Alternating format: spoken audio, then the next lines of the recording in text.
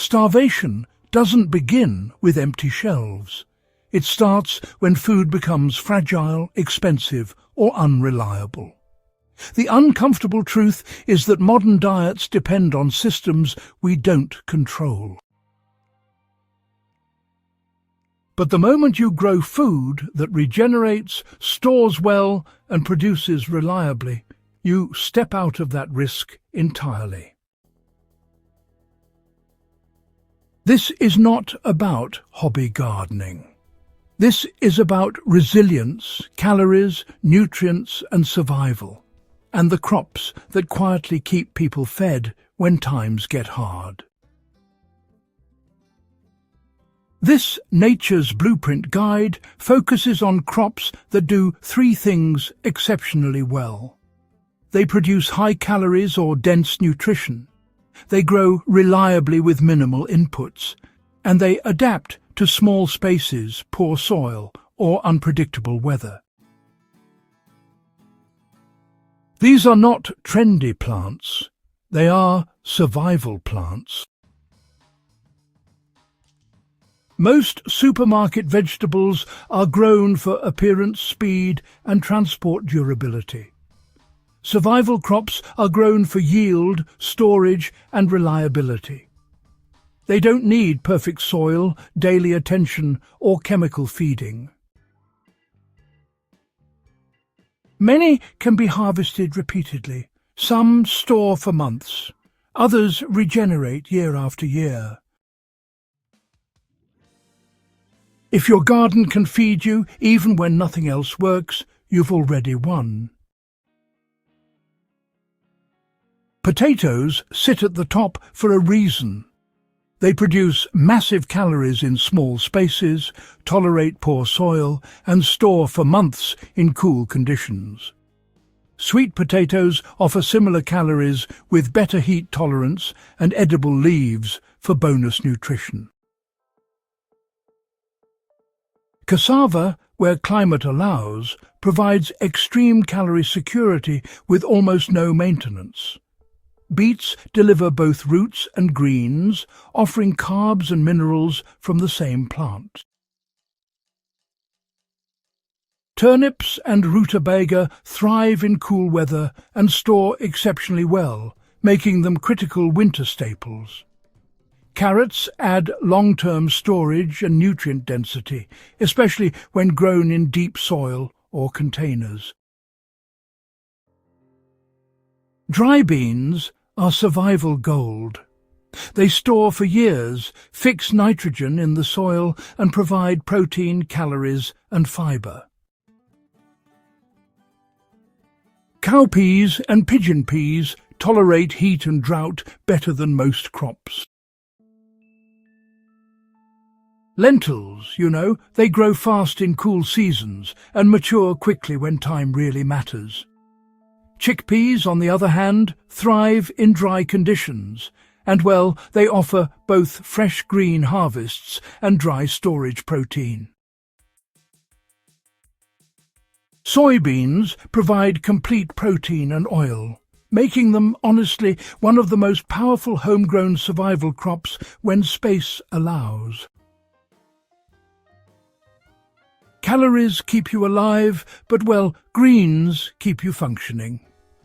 Kale grows through frost, heat, and even neglect, producing leaves for months on end. Swiss chard survives heat and cold while regenerating endlessly. Collard greens thrive where other crops fail and offer massive yields per plant. Amaranth greens grow fast, tolerate drought, and double as grain producers if allowed to mature. Malabar spinach thrives in heat and humidity when true spinach collapses. Corn provides calories, animal feed, and seed-saving potential in one crop. Sorghum thrives in heat and drought and offers grain, syrup, and fodder. Millet matures quickly and grows where soil is poor. Quinoa produces protein-rich grain and tolerates cold better than most cereals. These grains don't replace fields overnight, but even small plots dramatically increase calorie security. Jerusalem artichokes produce enormous underground yields and return every year without replanting. Asparagus provides early spring nutrition when, well, nothing else is ready. Tree collards can produce leaves continuously for years in mild climates. Walking onions multiply themselves and provide reliable harvests across seasons. Perennial herbs like rosemary and thyme, they offer medicinal and culinary value year-round, with almost no input. Bananas in warm climates produce heavy yields with minimal care. And plantains, well, they offer even higher cooking value and starch. Papaya grows fast and honestly, it fruits quickly. Figs tolerate drought and poor soil once established. Mulberries produce massive harvests, feed people and animals, and thrive with neglect. Sunflowers provide edible seeds and cooking oil potential. Peanuts grow underground, in rich soil, and produce both protein and fat. Pumpkins and winter squash, offer dense calories, long storage, and edible seeds that are rich in fats. These crops, well, they fill the critical fat gap that most survival gardens tend to overlook. No single crop saves you. Systems do. When heat kills one plant, another thrives. And when pests attack, diversity buffers losses. Survival gardens are layered, messy and resilient by design. Monoculture fails fast, but polyculture, well, it feeds longer. Compost is the foundation. If you use liquid feeds, simple fermented plant tea works effectively. Chop green weeds, fill a container halfway, add water to cover completely, and ferment for 7 days. Dilute 1 part tea to 10 parts water before applying to soil, never directly to leaves in strong sun. This keeps nutrients cycling without cost. Trendy crops, they chase yield per harvest.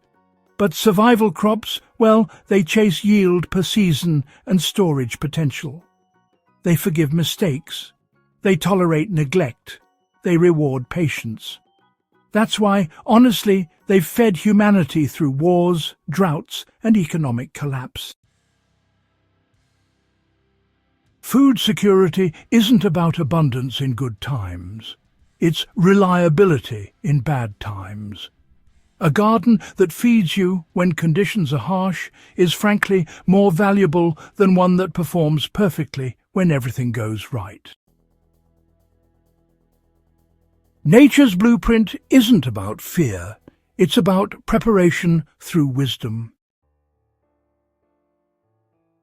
If this guide helped you rethink what a garden is really for, go ahead and subscribe to Nature's Blueprint.